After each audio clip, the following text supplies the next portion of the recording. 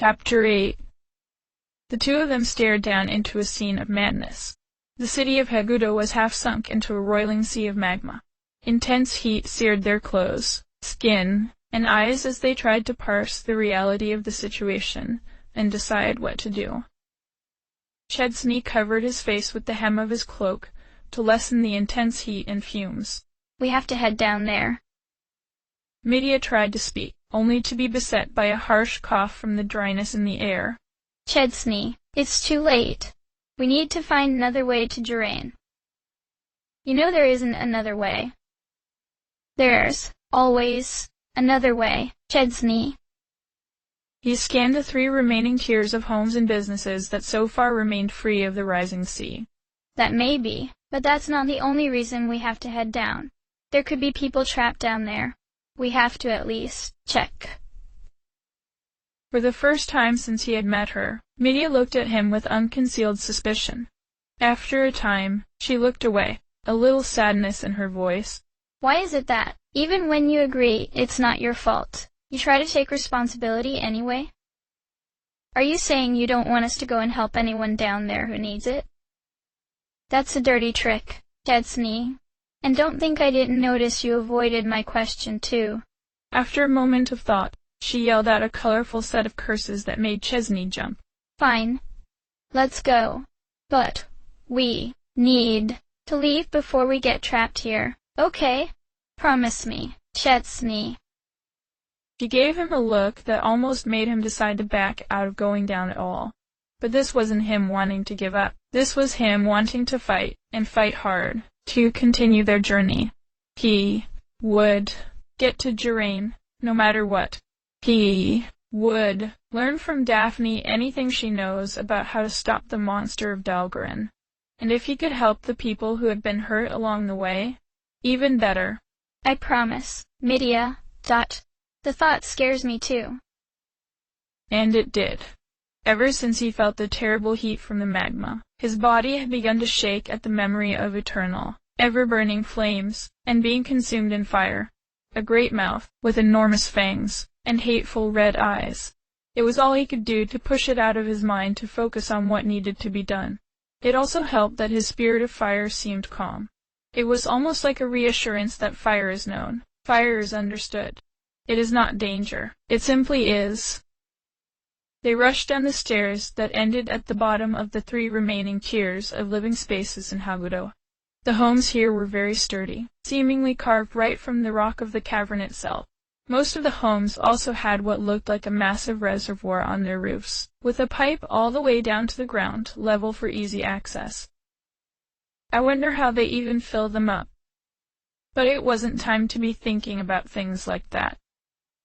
They both spotted a red-skinned Gauta man standing dangerously close to the sea of magma. Medea called out to him first. Sir, it's not safe. You need to evacuate.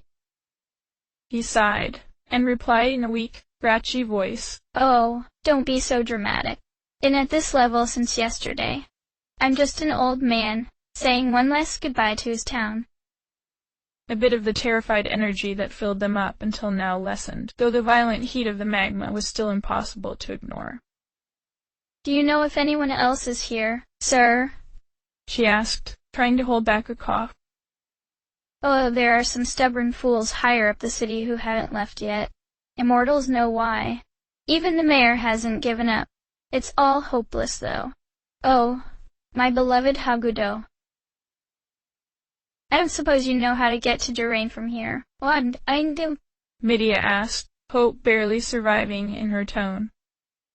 The old Gauta merely gestured to the lava.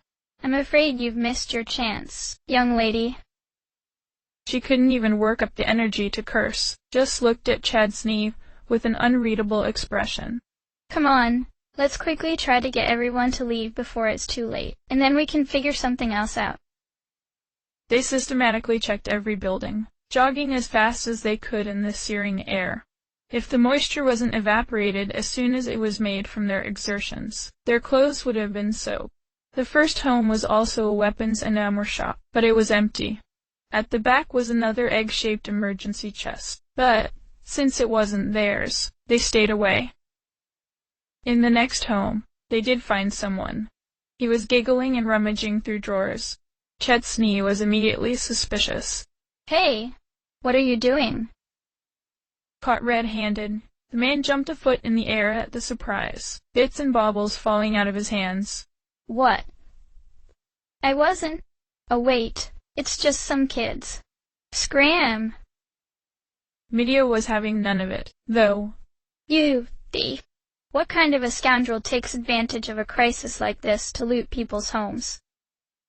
A smart one, he said, picking up his dropped loot and turning back to his work, completely ignoring them. Why you, up down, she growled, fists clenched and sparks flying. Oh crap, Chesney thought, and pressed himself flat against the wall. She's going to go nuts. Every reprimand and bitter curse was punctuated with a blast of lightning at the feet of the thief. She laid into him with a barrage of expletives and blasts that immediately sent him scampering out of the house, and she chased him all the way to the exit. When she returned to Chesney, she seemed satisfied, but also quite drained. I think I overdid it. Chesney nodded, and passed her a canteen of water. He deserved that, and worse. Come on, drink up. She took a quick sip, and moved to give it back to him, but he shook his head and told her to take the rest. She looked like she was about to argue, but then just gave up and drank again. After that, they found the stairs to go to the second remaining tier of Hagudo. Right at the top of the stairs, there was a tool shop, and found another resident who hadn't left yet. Shaking his head, Chesney asked to no one in particular. How can nobody be taking this seriously? The shopkeeper looked up from his counter. Well, you should be thankful. I'm having a going out of business sale. Need a refill of any medicines? They could use a refill, but that still didn't justify him staying here. Medea pulled out her bottle, grabbed Chesney's as well, and placed them on the counter. Sir, please, you need to leave. If I leave, I'll come back to a ransacked shop. Besides, what are you two even doing here? Were you coming to steal, too? He said with resignation. Medea pressed. But you will come back, alive. And no, we ran down here trying to make sure everyone else got out. The shopkeeper looked dubious, but inspected the bottles and filled with from a jar under the counter. Well, don't waste your time, kid. We got 'em or stubborn. That'll be 20. Defeated, Medea handed him the money and left the shop with their bottles. Chesney followed and found her staring at the bubbling lake of magma below. There was hopelessness there in her face. He could empathize. That determined energy he had been relying on, until now, was quickly being depleted by the heat, and the lackluster response to their efforts to save lives. Should we just go? He asked.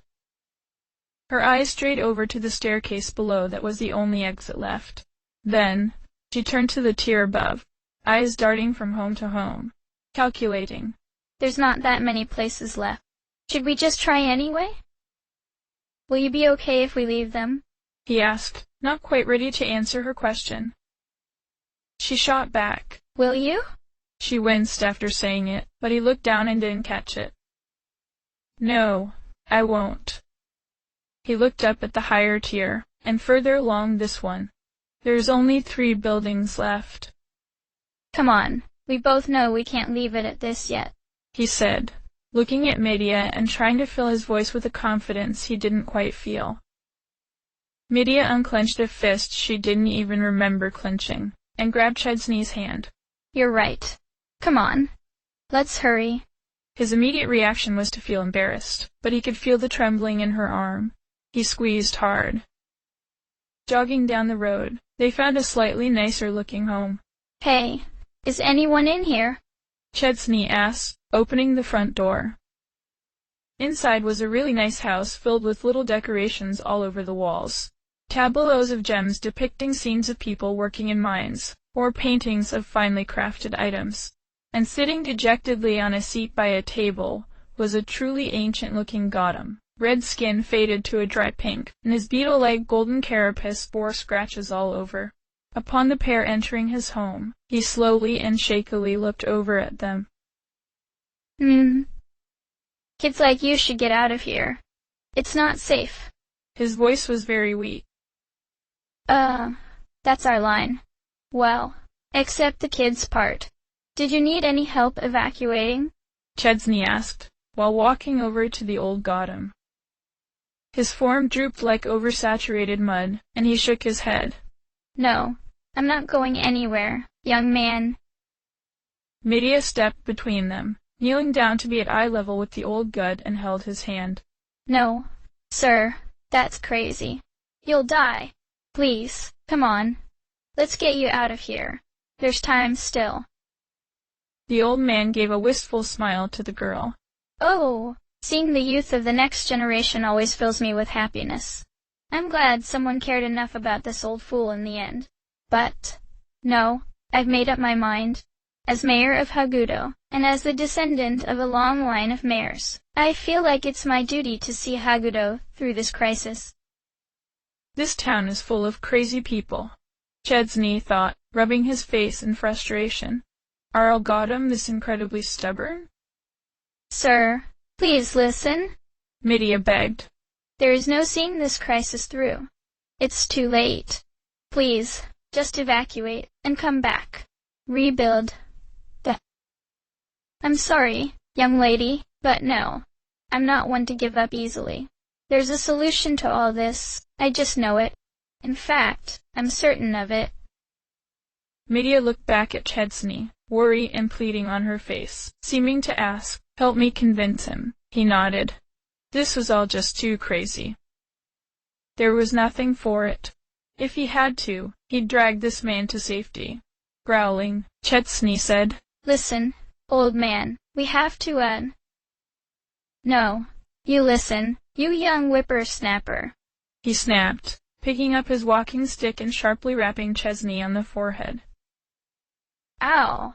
He cried, stepping back and rubbing his forehead. He spotted Meda's expression caught between being aghast and trying hard not to laugh. He gave her the stinkiest eye he could muster while nursing his swelling head. The old man continued, shakily getting up from the chair and pacing about the room. Now, I said there was a way to save the town, and I mean it. This town is built above a huge network of mines. Smash, the foreman, knows every pebble down there, and could stop the magma flow, or redirect it a dozen different ways. The pair looked dubious. Medea cleared her throat, speaking gently to the elderly man. Well, Mayor, if that's true, why hasn't anything been done? Well, that's a truly sad story.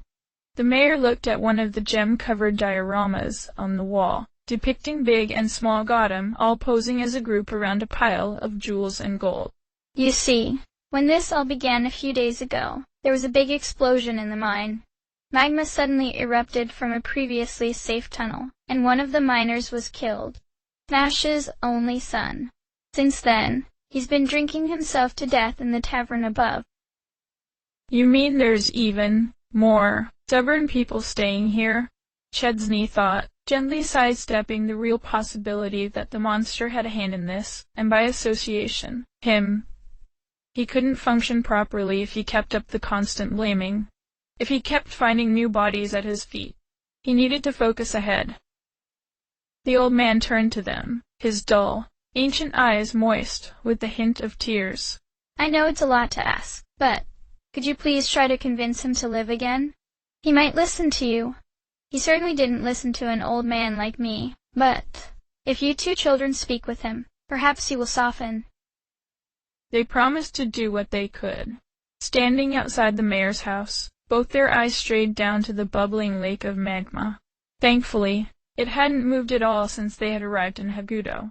Perhaps there was more time than they had thought. Medea stamped her foot in frustration. Ugh! What is with all these people? What could be worth more than your life? Is this just a Gotham thing, or is everyone outside of Rat Cirque a stubborn fool? Chesney tilted his head. I'm starting to think it's just a Gotham thing, myself. Medea smirked and looked at him sidelong. I'm lumping you in with these crazies too, you know. He liked that she had at least tried to smile, but he wasn't letting that go.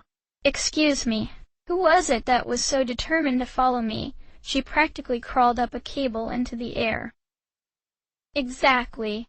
Determined, not stubborn. I am failing to see a difference, he said teasingly, and dodging out of the way of an incoming smack. I chased you for that, but I do not want to get any hotter than I am right now. Walking away from the mayor's house, the two found that the final and uppermost tier of Hagudo was actually broken up into two independent sections, and that they now had a choice to make. Randomly, Chesney picked the one on the left, and so that is the one they ascended to first. At the top of the stairs, they found a large building that seemed strangely familiar to them as the traveler's house. I'm guessing this is an inn, Medea said. Let's hope any travelers had any sense and left, at least. Why did you jinx it? Upon opening the door, a sour smell wafted from within. Chesney's nose crinkled. Hello? Is there anyone still here? He sighed when he entered and found the proprietor of the inn, another stocky gaunt man, behind the counter. I'm not even surprised. Medea obviously worked to put on a neutral face and hide her disapproval, and gently pressed the man to leave, but was gruffly rebuffed. They were going to hurry away when Chesney's attention was drawn by groaning coming from one of the rooms. Hello? Medea asked, knocking gently. Can we come in? There was a fit of coughing, and a whispered conversation before a woman's voice called out to them. Yes, go ahead. They entered, and before them was a small, simple room with two red-haired Laffery women. There seemed to be a strong family resemblance. One of the women was curled up, groaning, sweating, and shivering in the bed, and the other was seated at her bedside, with a small table with rags and bottles. The room was hot, stuffy, and smelled especially sour, like they hadn't left in days. If Medea was disturbed by the smell, she didn't show it at all, and rushed closer. Oh no, what's happened? The woman seated next to the bed looked over at Medea with a deep weariness in her eyes. The bags under her eyes were as dark as bruises, and there was no hope, only resignation. We're dancers from Durain, who were traveling to seek our fortune. When we passed through the caverns on our way to Hagudo, my sister contracted some illness. She dipped a rag into a nearby bowl filled with water, and gently dabbed it on her sister's head. Since then, she's been bedridden and can't move at all. I've been looking after her here since then. Chesney looked aghast. Look, I know she's sick, but the whole cavern is going to be flooded with magma soon. Can we try to just carry her out of here? I wish we could. Watch, the caretaker said, barely summoning enough air just to speak. She moved her hands towards her bedridden sister with beautiful tenderness, barely touching her about the upper shoulder and back to help prop her up. The sick girl changed from groaning to a whimpering scream. Even that slight touch and pressure was enough to send her into agony. When the pain had died down, the sick Laffery woman opened an eye and looked at her sister. In a shuddering whisper, she managed to say haltingly, Please, sister, save yourself. No, absolutely not. I can't leave you. You're all I have. Medea's eyes misted over. May I try something, please? The caretaker looked her over with a dubious look on her face. I'm not sure that's wise.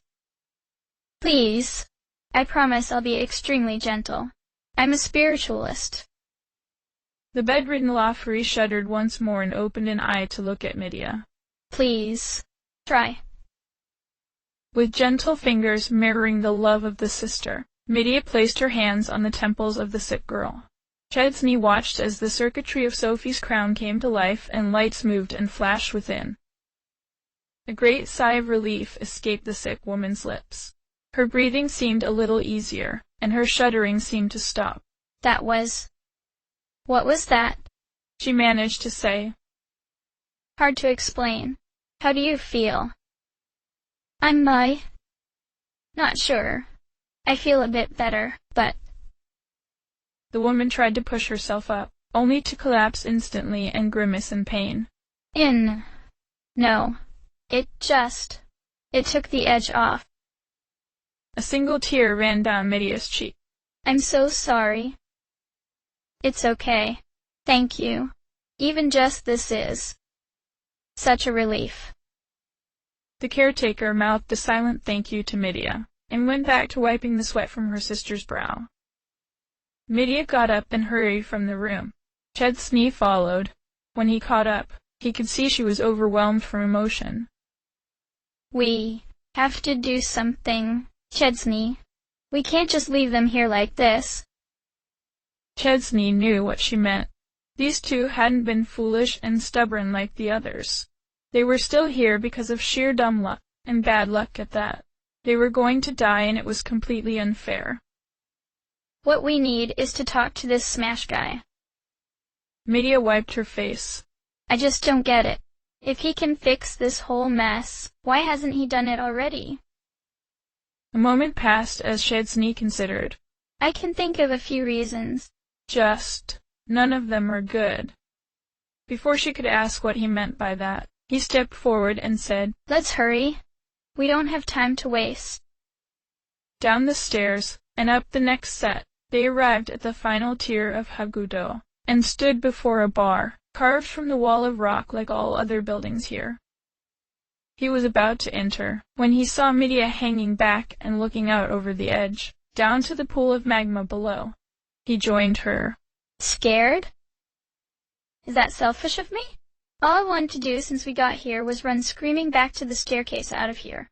I've kept it together because I thought I could help, but... He finished her thought. But most of these people are crazy, and you're questioning if you should have bothered? She winced. Sort of. I don't know. It's just so confusing. Why are all these people staying? They are going to die. For Sophie's sake. I don't understand, Chesney. Not at all. And it makes me feel so stupid for trying. Like, I don't understand something important, and nobody will explain. There was so much he wanted to say, but he didn't know how to get the words out. He had been changed, he knew. He was not the same boy from when he was still a student at the School of Magic. It was something he had to force himself not to think about, otherwise he would just lie down and never get back up. How would people react when they can't ignore what's going on? When they have no hope? When they believe the end is here? One thing was for sure, though, he couldn't let Midia feel like giving up. Something in him refused to let that happen. Midia, no. This is not something you need to blame yourself for.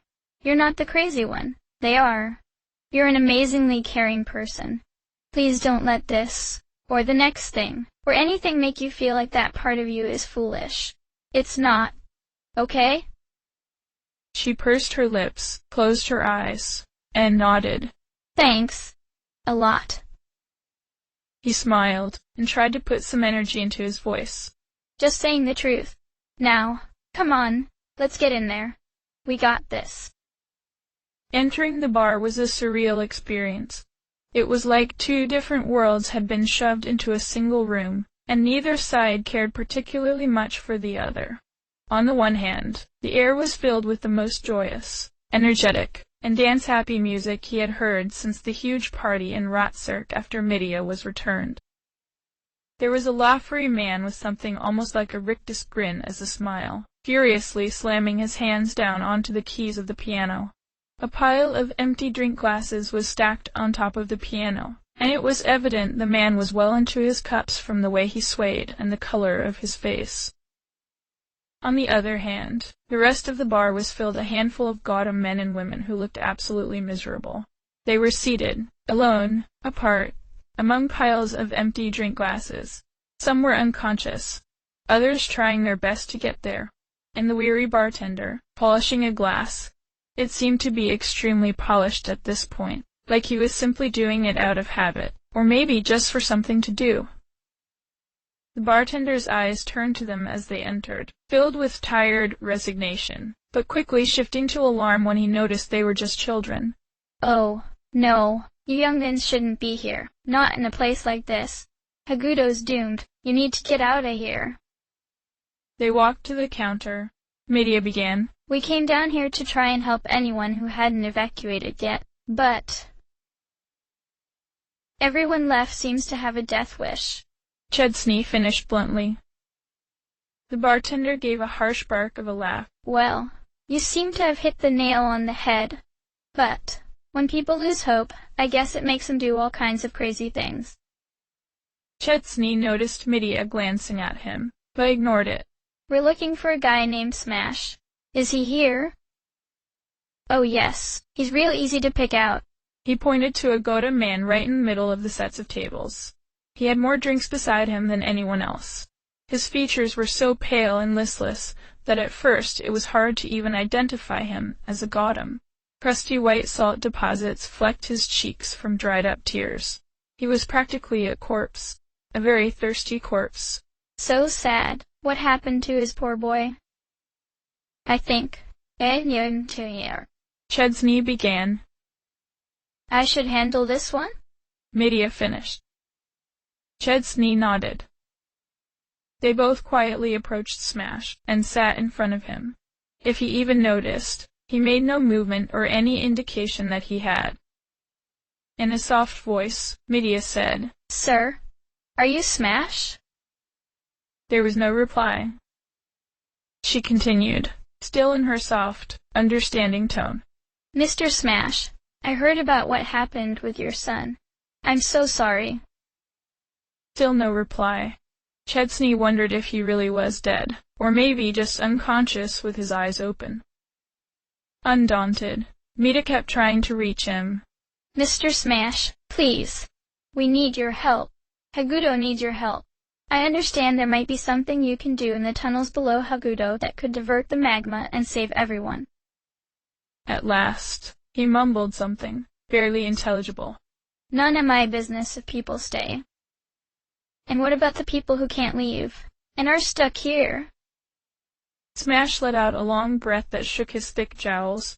Yeah, well, life's not fair. Sir, that's an awful thing to say. So what? Smash yelled, smacking the table and sending glasses tumbling to the ground and shattering. Where were you when my son died down there in those tunnels? Where was anyone? Where was I? He broke down sobbing, unable to even lift himself as fresh new tears came rushing down his face. Medea pursed her lips, trying to think of what to say. Smash.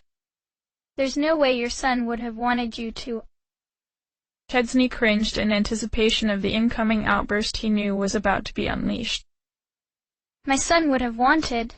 Nobody gets to tell me what. My son would have wanted. You know what he wanted? To live. Another slap on the table sent another two glasses shattering against the floor. Smash's dark eyes focused completely on Medea's. You want me to change the flow of the magma? Why? To make everything better? Well, it won't. This whole of a town deserves whatever it gets. My son is gone, and nothing will bring him back. I'm just waiting to join him. Leave me in peace. He looked them both over, his eyes softening just the smallest, almost imperceptible amount. You kids shouldn't be here. Get out. Get out of this bar. Get out of this town, or it eats ya. It seemed as though Smash had finished talking. They looked at each other and exchanged a look that seemed to ask, what can you even say to that? Suddenly, Smash yelled across the bar. And you piece of filth, play his song. Play Gotham Lullaby, you jerk.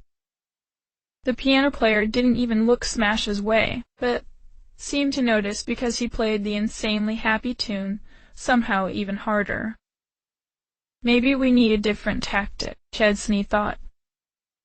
Mr. Smash, I know what it's like to lose someone close to you, and how haunted you feel by it. Smash's eyes darted angrily at Chesney, and it looked like he was about to scream at him, but then he stopped. Yeah, I guess you do. I can see it now. Do I look that bad? He thought. He almost looked at Medea for verification, some sign of how he looked, but this wasn't the time. I know it feels impossible to keep moving forward, like you want to, no, deserve. to just lie down and stop moving and wait for the world to move on. But if we do that, they'll be sad. If we give up, we let them down. There was a long pause where Chesney was sure that the conversation was over. Then, almost whispering, Smash asked, with wet, sober eyes, "You're asking too much from me, kid. I'm glad you can keep moving. Don't stop. But since you understand, I need you to do something for me. I need to hear it, just once more, before I go. I promise, my boy. My sweet boy. Please, can you get him to play Gotham Lullaby?" Chesney hung his head. He nodded. He did understand, all too well. He felt so heavy right now. The thought of standing up felt like he was carrying a boulder on his back. But he also knew this was his job, his duty, his responsibility, regardless of what anyone said. This had all begun with him, and a stupid decision from even stupider bet. And the world was paying for it. Just knowing that there was more out there, more suffering every day, some new horror waiting for him around every corner. It was all so heavy. He stood up. Quietly, he walked across the room filled with jarring, cloying music, and he fixed his eyes on the piano player with his most intense dead stare he could muster. "Buddy, just play the damn song. His kid died for Immortal's sake." The maudlin playing stopped with a sudden discordant note as the piano player slammed his fingers against the keys. His fake smile never faltered but took on a sarcastic smirk as he finally turned to look Chesney up and down. There was no pity or remorse, just anger and resignation. "Kid, this is the end of the world. It's a disaster out there anywhere you go. Nobody's going to tell me what to do. Captains go down with the ship, that's the saying, right? Well, entertainers have their own way of dealing with the inevitable. We play. I'm not going to play out my final hours with such a depressing dirge. It's going to be a madcap celebration.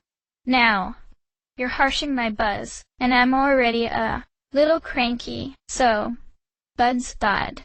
Off!"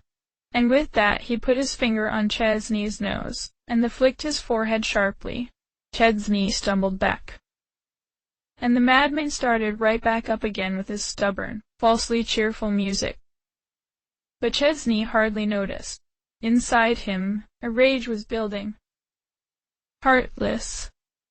How can someone be so awful? His mind flashed to all the ways he wanted to repay the humiliation he felt when he was so rudely rebuked by the piano player. Medea was there in an instant, holding his arm. "Chesney, it's not worth it." She looked very concerned. The next words died on her lips as the floor beneath them trembled. The playing went silent. Glasses clinked together on the shelves. The world seemed to be holding its breath. Then, another, worse tremor. And another. A booming crash and rumble from underneath them. The whole bar was shaking. Glasses and bottles shattered on the floor. Even the most sober patrons were knocked to the floor. And even when the shaking died down, there was a new sound in the air. Subtle, quiet, roaring, churching, bubbling. In the confusion, Chesney and Medea had fallen together. Chesney wrapped his arms around her, and cushioned her fall, though it cost him a solid knock to the back of his head. "Why is my head taking a beating today?" So, when the shaking stopped, she was the first to her feet. Her breath was hurried, with shallow breaths, and she rushed to the door before he could even roll over. A second later, he heard her scream. "No! No, no, no!" She screamed again, her words dissolving into a wordless, formless terror. Instantly, Chesney was on his feet and rushed out the door. The heat was terrible, and it had gotten worse. Just leaving the pub was like hitting a wall of fire. Thoughtless to any discomfort, pain, or danger, he pressed onwards. He found her at the edge of the tier, collapsed to her knees, looking down, and trembling. Something must have happened down below, in the tunnels. The lake of magma was alive again, no longer calmly bubbling like a simmering pot. It was now boiling and churning. A sudden blast of new magma had surged forth from below, and had completely swallowed the lowest tier. The homes, the shops, all consumed. Chetsney hoped to the immortals that there had been no one there when it happened. His eyes strayed to the spot where the staircase out should have been. Engulfed in magma. Unreachable. Gone. The burning heat of the air and magma closed in on him. Staring into the boiling lake, all he could see were hateful red eyes, great teeth, and a mouth that could devour homes in one snap of its jaws. He could feel the flames licking his skin all over again, overwhelming him. They were trapped. No way out. The magma was still rising. They were going to die.